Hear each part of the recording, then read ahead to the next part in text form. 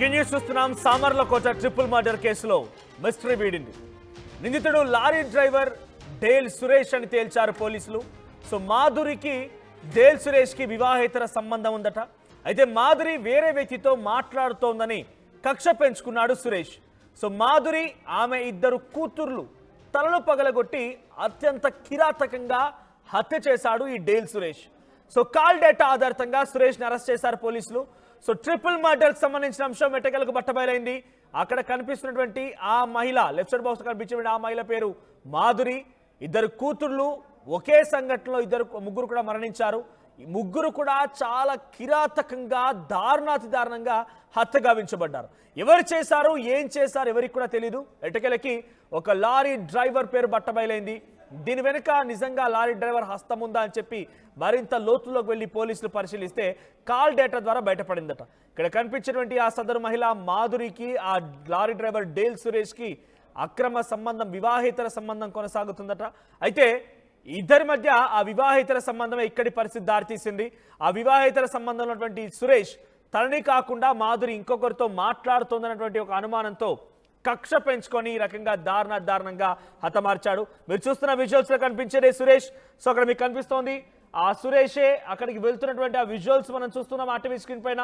So CCTV record అయింది 25/8 అంటే 3వ తేదీన నిన్న సీసీటీవీ కెమెరాలో రికార్డ్ అయిన దృశ్యాలు ఇవన్నీ కూడా. సో 3 ఆగస్ట్ 2025 రోజు రికార్డ్ అయ్యాయి. తెల్లవారుజామున రికార్డ్ అయిన దృశ్యాలు ఇవన్నీ కూడా. సో ఏదేమైనా కూడా సురేష్ అని పోలీసులు తేల్చడంతో ఒక్కసారిగా ఆ కుటుంబం అంతా, అంటే అప్పటికే వాళ్ళంతా మరణించారు, కొంత ఇబ్బందులు పడ్డారు, కిరాతకంగా దారుణంగా హత్య గావించబడ్డారు. కానీ అంతలోనే ఎవరు చేసి ఉంటారు, ఏంటి, ఏం జరిగి ఉంటుందని అందరూ కూడా కొంత ఆందోళన వ్యక్తం చేసిన క్రమంలో అసలు విషయం బయటపడింది. సో మరిన్ని అప్డేట్స్ మా ప్రతినిధి ప్రకాష్ సిద్ధంగా ఉన్నారు. ప్రకాష్, అప్డేట్స్ ఏంటి? అసలు డేల్ సురేష్కి ఈ సమేత బాధిత మహిళకి ఎటువంటి సంబంధం ఉండేది? సో ఇప్పుడు ఎందుకు తనని హతమార్చాల్సి వచ్చింది?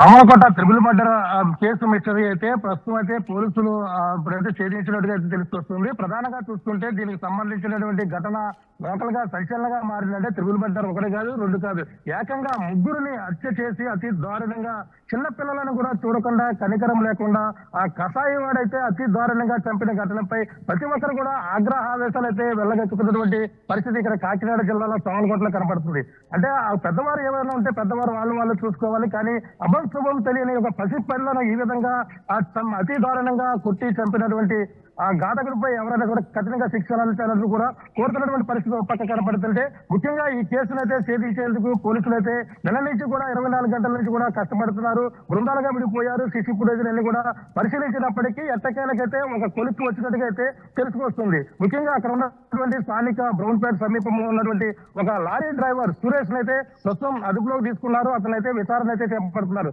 అది కూడా కేవలం ఆ యొక్క నిన్నటి వరకు కూడా భర్త ఎవరైతే ఉన్నారో ధనుజయ్ ప్రసాద్ దీనికి మూల కారణం కూడా పక్కన ఆ అమ్మాయి మాధురి కుటుంబ సభ్యులందరూ కూడా ఆరోపణలు చేశారు.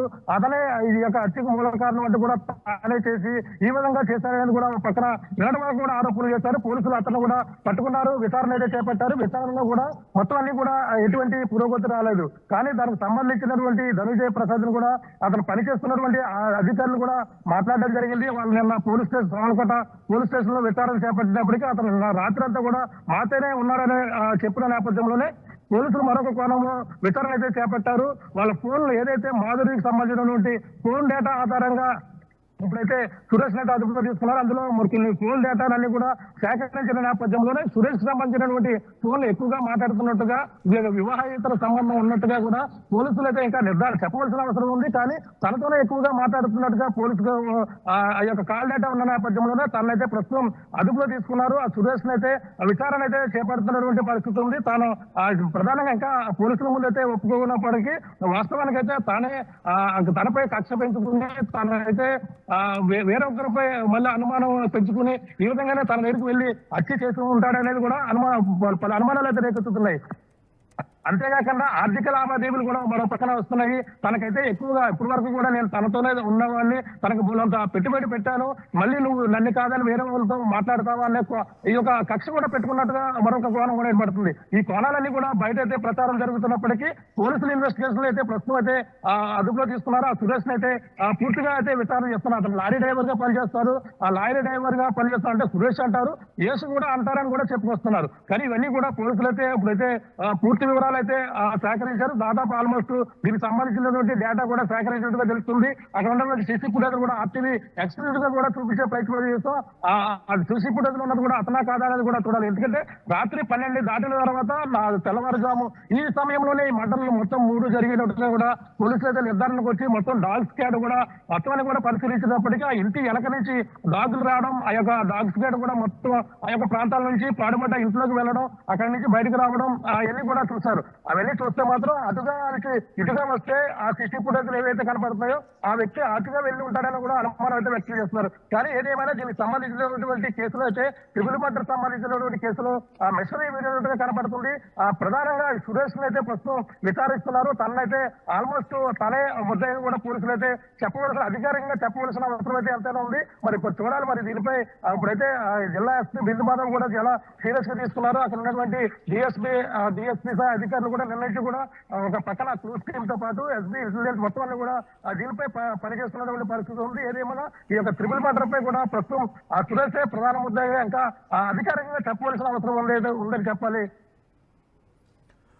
రైట్ ప్రకాష్, ప్రస్తుతానికి పోలీసులు ఏం చెప్తున్నారు? పోలీసులు ఈ వివరాలకు మరింత లోతుగా విచారించి ప్రస్తుతానికి ఆ సురేష్ అదుపులో తీసుకున్నారా? సురేష్ గురించి అప్డేట్స్ ఏంటి? సురేష్ కోసం అయితే అతనైతే లారీ డ్రైవర్ గా పనిచేస్తాడు. అంటే తన భర్తతో కూడా ధనంజయ్తో కూడా అప్పట్లో ఏదో మామూలుగా పలకరింపులు ఇటువంటివి కూడా చేసి ఇద్దరు కూడా మాట్లాడుకునేవారని కూడా చెప్పుకొస్తున్నారు. కానీ ఇప్పుడైతే ఆ సురేష్ అన్న అతను అక్కడ సమీపంలోనే ఒక లారీ డ్రైవర్ గా పనిచేస్తున్నాడు. ఆ నేపథ్యంలోనే తనతో ఆ పరిచయం ఉన్నట్టుగా పరిచయం ఏర్పడమే కాకుండా తనతో ఫోన్ సంభాషణలో నిత్యం కూడా మాట్లాడుకోవడం, ఈ విషయాలు కూడా తనకు కూడా ఆ రోజు ఘటన జరిగిన రోజు కూడా అతనితో కలిపి తాను కూడా మధ్యాహ్నం వరకు కూడా సరదాగా తిరుగుతూ కూడా కొంతమంది అయితే అనుమానం అయితే వ్యక్తం చేస్తున్నారు. అంటే ఫోన్ డేటా ఎక్కువగా మాట్లాడడంతో పాటు తను కూడా ఇదేవారు. కానీ ఆ రోజు నైట్ 11 గంటల వరకు కూడా తను ఎవరైతే మాధురి బయట తిరిగినటువంటి పరిస్థితి ఉందని కూడా చెప్పుకొస్తున్నారు. తర్వాత 11 దాటిన తర్వాత లోపలికి వెళ్ళిపోయారు. తర్వాత ఉదయం తన భర్త ఎవరైతే ఉన్నారో భర్త వచ్చి చూసేసరికి ధనంజయ్ కూడా ఆ తాళాలు వేస్తున్నాయి, ఎవరు కూడా తలుపులు తీయలేదని కూడా చెప్పుకొస్తున్నారు. కానీ ఇవన్నీ కూడా చూశారు. అవన్నీ కూడా పక్కన తన భర్తే ఉదయం రాత్రి ఏమైనా చేసి ఈ విధంగా తనే మళ్ళీ క్రియేట్ చేసి తన ఇంటికి వచ్చి ఈ విధంగా చేసి మళ్ళీ వెళ్ళిపోయాడు అనే అనుమానాలు కూడా కొంతమంది చెప్పుకొస్తున్నప్పటికీ కానీ తన అయితే నిన్నంతా కూడా మీడియా ఆర్టీవీ కూడా ఎక్స్క్లూజివ్ గా మాట్లాడారు. నేను ఇటువంటి పాపం నేను చేయలేదని కూడా క్లియర్ గా చెప్పుకొస్తున్నారు. తను కూడా మీడియా ముందు కూడా కంటదని పెట్టుకుంటూ నా బిడ్డలని ఆ రోజు సాయంత్రం స్నానం చేయించి సరదాగా ఆ రోజు చివరి స్నానాలు చేయించి తిరిగి ఈ విధంగా వెళ్ళిన పరిస్థితి ఉందని కూడా ఏడుస్తూ